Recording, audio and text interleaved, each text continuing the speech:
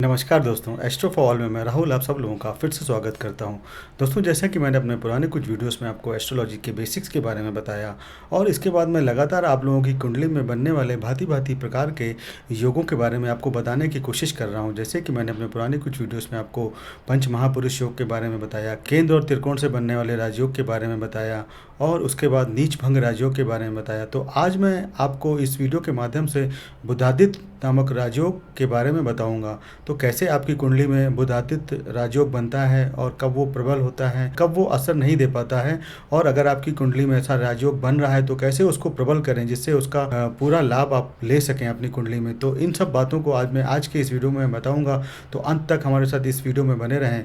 नमस्कार दोस्तों, अगर आपने अभी तक एस्ट्रो फॉर ऑल के यूट्यूब चैनल को सब्सक्राइब नहीं किया तो प्लीज़ इसे सब्सक्राइब करें, लाइक करें और अपने दोस्तों के बीच शेयर करें।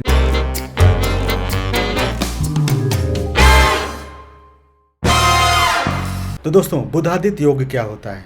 जैसा कि इसके नाम से ही क्लियर है, बुध आदित्य। तो बुध यानी बुध ग्रह, आदित्य यानी सूर्य ग्रह।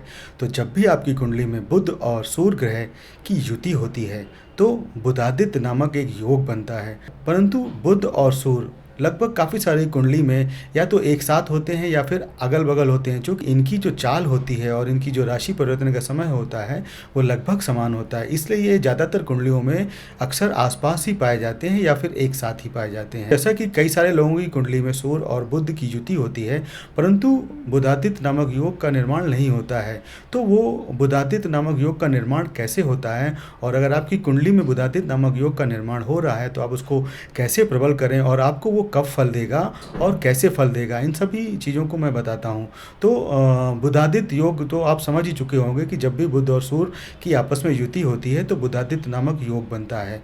तो बुधादित्य नामक योग बनने की जो मुख्य शर्तें हैं वो ये शर्तें हैं कि बुध और सूर्य दोनों जो हैं उनकी डिग्री थोड़ी अच्छी होनी चाहिए, मतलब वो 10 डिग्री से ऊपर के होने चाहिए। नंबर 2 शर्त यह है कि बुध जो है वो सूर्य से अस्त नहीं होना चाहिए, मतलब दोनों के बीच में जो है 12 डिग्री का डिफरेंस होना चाहिए। सूर्य से अस्त के बारे में मैंने अपना एक वीडियो बनाया है, उस वीडियो को आप जरूर देखिए, जिससे आपको पता चल जाएगा कि सूर्य कैसे अपने पास के ग्रहों को कैसे अस्त कर सकता है, क्योंकि सूर्य सबसे शक्तिशाली ग्रह है। तो ये तो हो गई इसकी 2 कंडीशन। इसके बाद जो है बुध और सूर्य जो हैं वो दोनों ही मित्र राशि में होनी चाहिए, स्व राशि में होनी चाहिए, और अगर उच्च की राशि में है तो वो प्रबल फलदायक होंगे। इसके अलावा जब वो शत्रु राशि में होंगे या नीच की राशि में होंगे तो वो अकारक होंगे, यानी वो फलदायक नहीं होंगे। इसके अलावा वो त्रिक भावों में भी फल देने में असमर्थ होते हैं, यानी 3, 6, 8 और 12 में भी अगर ये योग बनता है तो वो बुधादित्य योग आपको फलदायक नहीं होगा। इसके अलावा अगर वो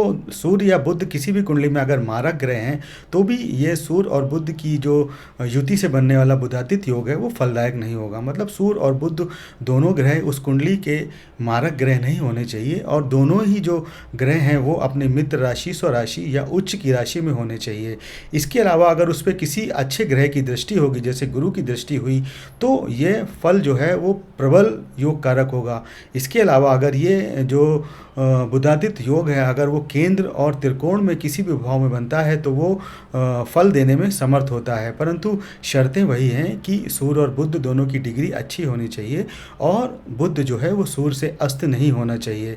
फिर भी अगर किसी कंडीशन में ऐसा होता है कि बुध सूर्य से अस्त है और आपकी कुंडली में बुधादित्य योग अच्छा बन रहा है, मतलब वो उच्च राशि में है, स्वराशि में है या मित्र की राशि में है, तो फिर आप बुध के उपाय करके उसको प्रबल कर सकते हैं जिससे कि वो फल देने में समर्थ हो सके। जैसे कि आप पन्ना धारण कर सकते हैं या फिर आप गाय को हरा चारा खिला सकते हैं। तो इस तरीके से आप अपने बुध को प्रबल कर सकते हैं। कोई भी ग्रह जो है सूर्य और बुध में से कोई भी नीच नहीं होना चाहिए।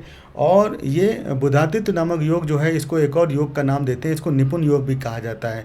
जब भी ये कुंडली में सूर्य और बुध की युति होती है तो बुधादित्य योग तो बनता ही है, साथ ही साथ इसको वैदिक ज्योतिष में निपुण नामक योग भी कहा जाता है। और ये मेष, कर्क, सिंह और कन्या राशि में प्रबल फल देता है। इसके साथ ही ये केंद्र और त्रिकोण के भावों में भी प्रबल फल देता है। अब अगर आपकी कुंडली में ये है तो आपको इससे क्या फ़ायदा होता है? क्योंकि बुध जो होता है वो बुद्धि का देवता होता है और सूर्य जो होता है वो आपका प्रकाशमान ग्रह है। तो अगर आपके कुंडली में बुधादित्य योग बन रहा है तो आप वाक्पटु होंगे, इंटेलिजेंट होंगे और सरकार से आपको सहायता जरूर मिलेगी।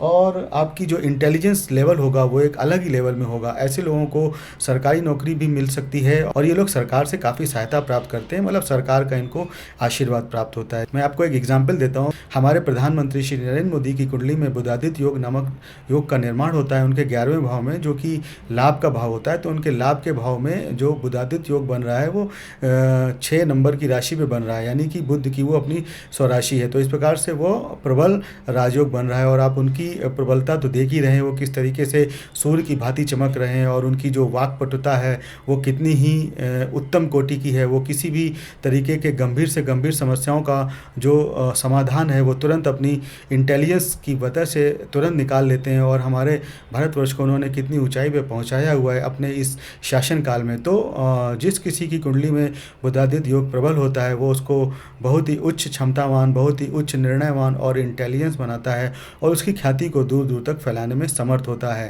तो आपको ये सब चीज़ें देखनी होती हैं कि आपकी कुंडली में अगर बुधादित्य योग बन रहा है तो वो फल देने में समर्थ है कि नहीं। और जब भी आपकी कुंडली में बुधादित्य योग बनेगा तो वो फल कब देगा, जब भी बुध और सूर्य की दशा आएगी, अंतरदशा आएगी, प्रत्यंतर दशा आएगी, तो वो आपको फल देने में समर्थ होगा। हर समय आपको फल नहीं देगा। जैसे कि मैं हमेशा से आपको बताता हूँ कि कोई भी ग्रह तभी आपको फल देगा जब उसकी महादशा, अंतरदशा या प्रत्यंतर दशा आती है, तभी वो आपको फल देने में समर्थ होगा।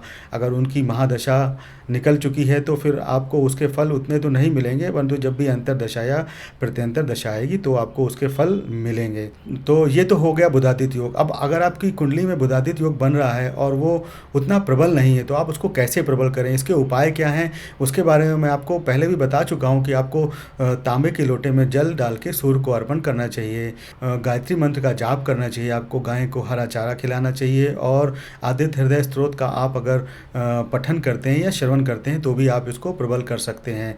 तो दोस्तों ये तो हो गया बुधादित्य योग, वो कैसे बनता है, वो कब प्रबल होता है और वो कब आपको कुंडली में अगर बनता भी है तो कब आपको फल नहीं दे पाता है, कब वो अक्षम होता है, कब वो सक्षम होता है, और अगर आपकी कुंडली में बन रहा है तो आप उसको कैसे प्रबल करें। ये सारी चीज़ें मैंने अपने इस वीडियो में आपको बताने की कोशिश करी। तो आशा करता हूँ आपको मेरा ये वीडियो पसंद आया होगा। अगर आपको मेरा ये वीडियो पसंद आया हो तो प्लीज़ इसे लाइक करें, शेयर करें और सब्सक्राइब करें। और दोस्तों अगर आपने अभी तक एस्ट्रोफॉल के यूट्यूब चैनल को सब्सक्राइब नहीं किया तो प्लीज़ इसे सब्सक्राइब जरूर करें, जिससे हमारे आपको जो नई नई रोचक जानकारियाँ हैं तुरंत टाइम पर मिलती रहें और आप इसी तरह हमारे साथ बने रहें। नमस्कार दोस्तों।